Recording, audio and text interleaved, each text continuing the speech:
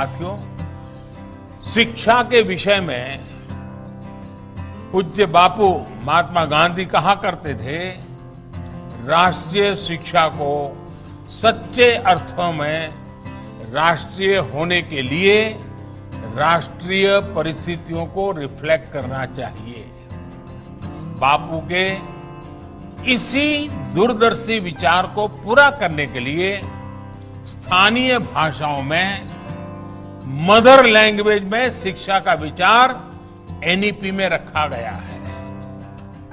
अब higher education में medium of instruction के इसके लिए स्थानीय भाषाओं में भी एक विकल्प होगी। मुझे खुशी है कि 8 राज्यों के 14 इंजीनियरिंग कॉलेज 5 भारतीय भाषाएं हिंदी, तमिल, तेलुगु, मराठी और बांग्ला में इंजीनियरिंग की पढ़ाई शुरू करने जा रहे हैं। इंजीनियरिंग के कोर्स का 11 भारतीय भाषाओं में ट्रांसलेशन के लिए एक टूल भी डेवलप किया जा चुका है।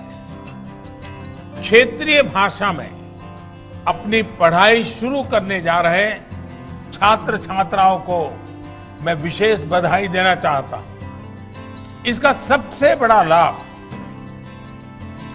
देश के गरीब वर्ग को, गांव कस्बों में रहने वाले मध्यम वर्ग के स्टूडेंट्स को, दलित, पिछड़े और आदिवासी भाई बहनों को होगा। इन्हीं परिवारों से आने वाले बच्चों को सबसे ज्यादा लैंग्वेज डिवाइड का सामना करना पड़ता था। सबसे ज्यादा नुकसान इन्हीं परिवार के होनहार बच्चों को उठाना पड़ता था। मातृभाषा में पढ़ाई से गरीब बच्चों का आत्मविश्वास बढ़ेगा, उनके सामर्थ्य और प्रतिभा के साथ न्याय होगा। साथियों, प्रारंभिक शिक्षा में भी मातृभाषा को प्रोत्साहित करने का काम शुरू हो चुका है। जो विद्या प्रवेश प्रोग्राम आज लॉन्च किया गया, उसकी भी इसमें बहुत बड़ी भूमिका है। प्ले स्कूल का जो कंसेप्ट अभी तक बड़े शहरों तक ही सीमित है, विद्या प्रवेश के जरिए वो अब दूर दराज के स्कूलों तक जाएगा, गांव-गांव जाएगा। ये प्रोग्राम आने वाले समय में यूनिवर्सल प्रोग्राम के तौर पर लागू होगा और राज्य भी अपनी अपनी जरूरत के हिसाब से इसे लागू करेंगे। यानी देश के किसी भी हिस्से में बच्चा अमीर का हो या गरीब का हो, उसकी पढ़ाई खेलते और हंसते हुए ही होगी, आसानी से होगी।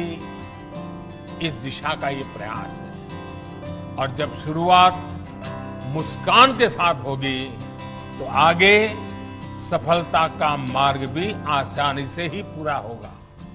साथियों, आज एक और काम हुआ है जो मेरे हृदय के बहुत करीब है, बहुत संवेदनशील है।